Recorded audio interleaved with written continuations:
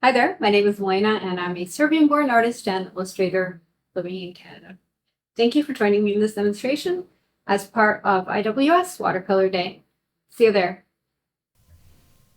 Hello and welcome to my studio. So today I'll be showing you how one of the ways that I would approach a male portrait in profile. This is sort of a sketchy sort of painting, and I'm doing it in a Stillman and Byrne Beta Series paper, which is a cellulose paper that is very smooth, so almost like a cellulose hot pressed paper. Because it is such a paper, it tends to make it very easy to form a lot of blooms, and it tends to hold on to edges. So it can make it challenging to get smooth washes and smooth gradations of color. So this is a bit of a challenging paper to work on, but it can also be very fun. I like the way that skin can look on this paper. I like the translucency that can be achieved, as well as the blooms and some of the edges that might seem not entirely pretty, but I don't necessarily like pretty, so I like a bit of ugliness.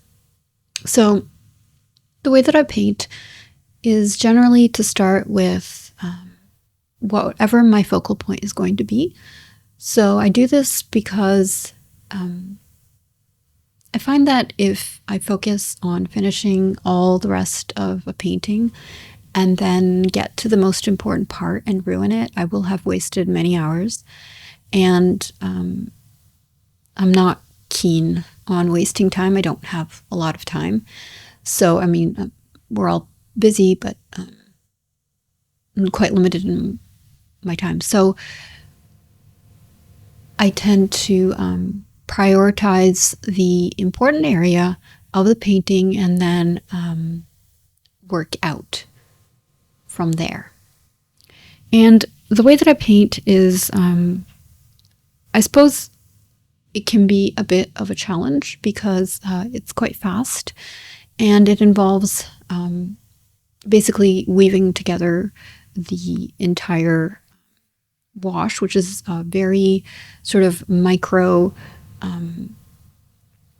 adjusting colors within the wash. So there are basically a rainbow of colors in any little shape that I make, and throughout that large wash. And so the way that I generally work is I start from one area and then I make shapes that reflect the anatomy that's underneath and adjust them for color and value as I go.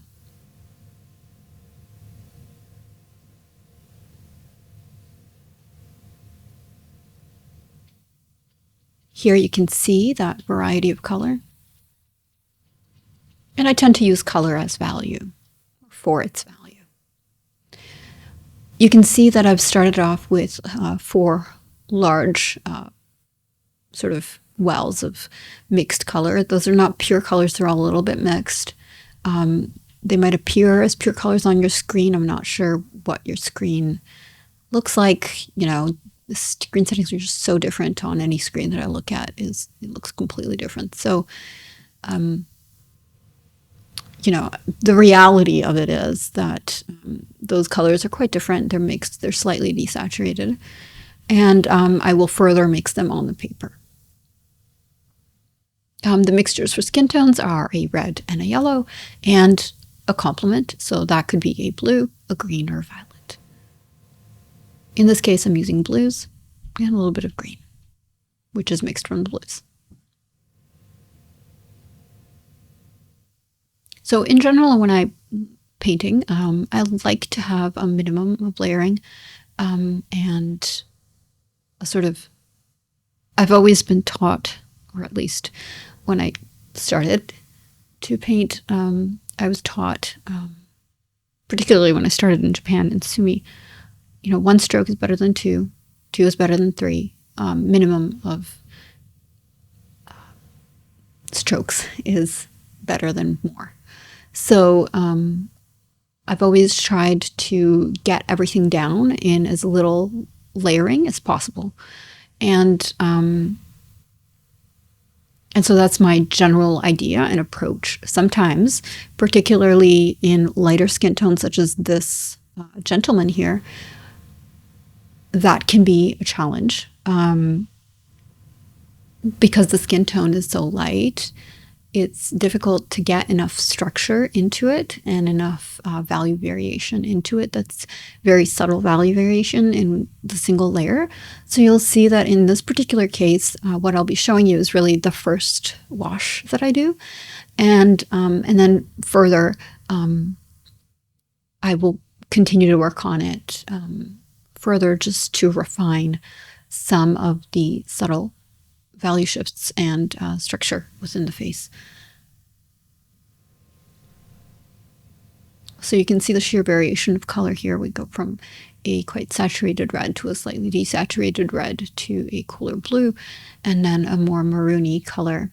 All of these are mixtures from the same sort of 3 or 4 colors of a red, a pink, a yellow, and a blue. The blues I use are a variety of blues. Again, I have some lighter, some darker. You can, in fact, get a lot of different colors into your painting or into your portrait by ensuring that you don't sort of overmix them together. So here I'm inserting the hair. The hair I like to weave into the rest of the wash while it's still wet. In this case, I'm using the Rockwell Magic Wizard paint. It's my favorite paint for hair. And really, you get a variety of tones throughout when you're using it. Here it seems I have a little bit, one of the things that's very important, particularly with these sort of highly granulating, separating paints, is to really work out the paint on the palette before you apply it to the paper. So here you can see I have a few little sort of granules that have not worked themselves out because I did not, I was sort of rushing through this and I did not really work them out into the palette. So that's one of the risks of not doing that. I think I worked it out at this point, and it's going down a little bit more smoothly, but those granules are already there, so they've kind of done their damage. And this is through no fault of the manufacturer or anything about this particular paint or anything like that. Every single paint can have these sort of granules that form, and it's your responsibility to work out your paint on the palette before you apply it to your paper. So don't go directly from the well to your paper. Try to work it out just a little bit on the palette before you apply it to your paper in order to ensure that you're not going to get these little granules. Sometimes also if you get one of these granules and you apply a very aggressive sort of fast, hard kind of brush stroke to your paper, you can end up scratching the paper with this little granule. So I know I'm going on and on about this, but it's one of those things that's quite important if you want to get a professional result.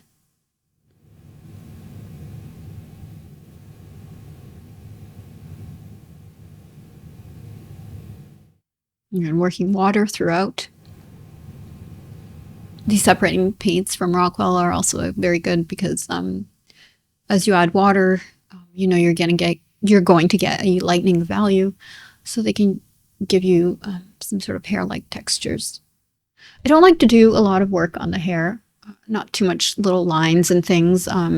Again, because I was taught, one line is better than two lines is better than one. It's just, my personal preference and style. I'm not saying that, anybody needs to adhere to that. Anybody else needs to adhere to that. I'm just saying I don't like certain things. There's certain things that you don't like as well. And as you paint, you'll discover what you do and what you don't. But just for my own personal taste and the way that I have been brought up, I don't like a lot of little lines or busyness or that kind of nonsense. So I avoid it. I like a nice wash. Okay. And nice to me is, again, a relative term, because what's nice to me might not be nice to you. So here we go, going around the nose. There might be a little bit where I skipped through. There's a bit of a malfunction. But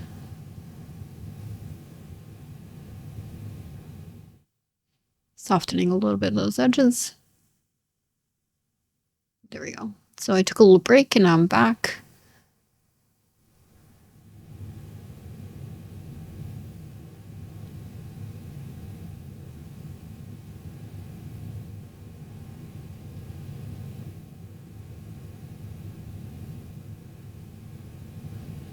Here you see the importance of not drawing anything all the way through.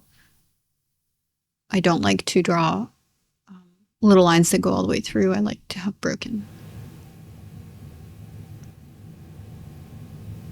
forms.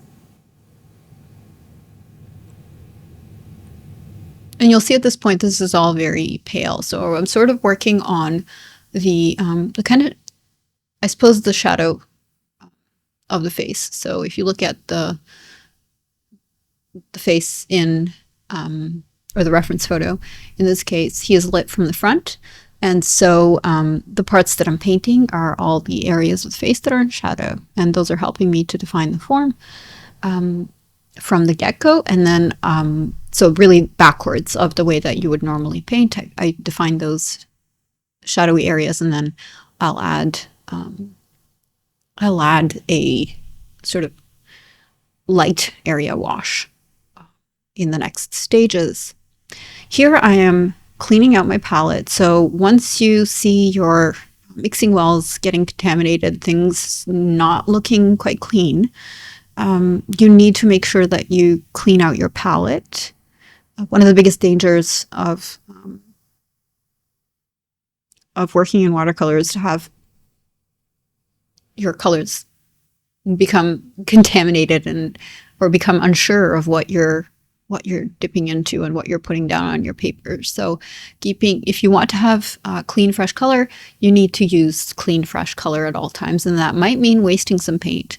So I know that it really depends on what your attitude is towards color, how important it is to you. Sometimes I add a lot of color into my faces, and I want that color to look like color rather than just sort of a murky value. And so it's important to me that the colors stay pure. If you want to take a more traditional approach and have more of a value-based painting, it's obviously absolutely fine to have a mixture. And of course, I will do that in my own work or when I'm teaching. I absolutely will teach all the ways of doing things. It's just in my personal sort of style and approach, this is the case. And this again is more of a simpler, sketchier piece without any background, which I generally prefer, actually. I like the face to speak for itself. It is the story.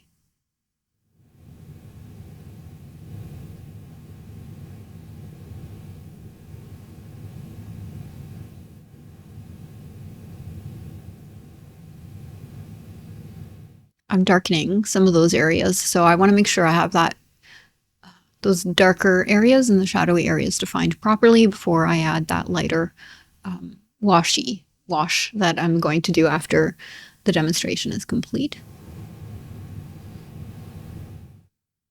And I'm doing that in a sort of mixed violet tone. Mixed it from the colors that I used in that first wash.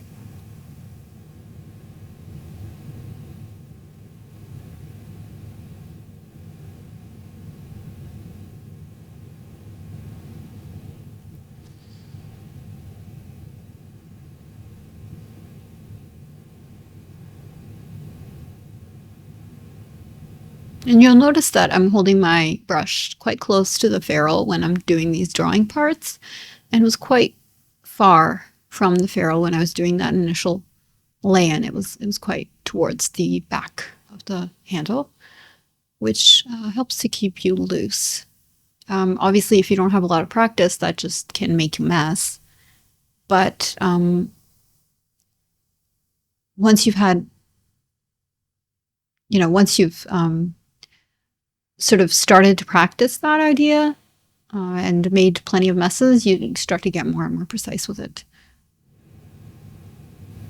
And obviously, understanding how to draw and understanding the structure of the face is very important to get any sort of precision.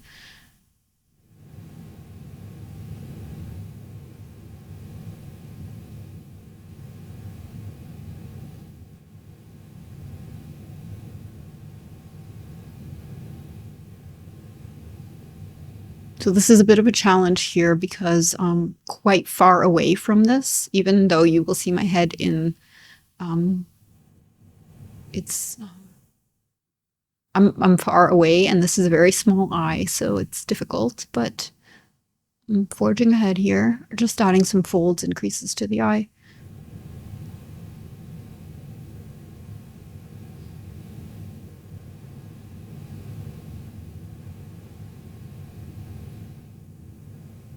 Some of those darker areas that will define some of the structures that surround the face and the bottom plane of the nose.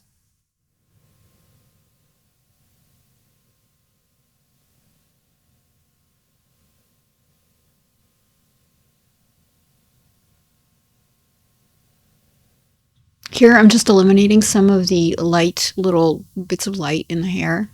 I don't want to draw attention to that area. And so any of those whites of the paper that have remained there, I want to mask them. And you can do that just by sort of a slightly wet brush, applying it to the hair, and then just softening it. Or you can add more paint to that area. Here I'm adding a little bit more structure into the face. So with a very light wash, my monitor screen is set to a very sort of washed out sort of setting. So it's hard to see this for me, but what you should see in reality is that I've added a sort of light wash to the lights to define the structure of the face. I continue to do that with a second wash, and I continue to add structure in that second wash using a sort of skin-like color throughout the entire rest of the painting. And I use it to define the structure of the face. Here I'm adding the underplane of the jaw and the back of the jaw, which I'm doing in this kind of purpley color. Again, I've decided that there's a lot of blue in the environment, and so this purpley color is a sort of dark version of that blue. And these strokes are helping me to define those planes of the face. So this is just about close to where I stop with the demonstration, but I do go on with the painting, and you will see the end of it. As I said, I apply another wash so this is the sort of the darker areas, the shadowy areas on a very light skin tone, and then I apply another wash where I apply those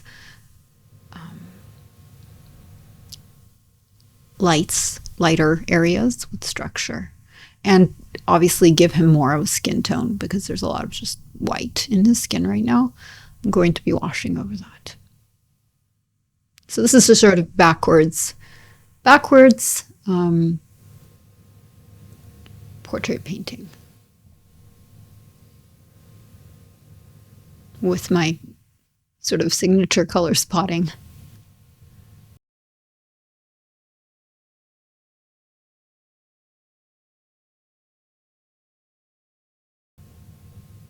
And there we go. So you will see a slide of the finished painting that I've worked on some more. There you go. Thank you for joining me, and I hope to see you again soon.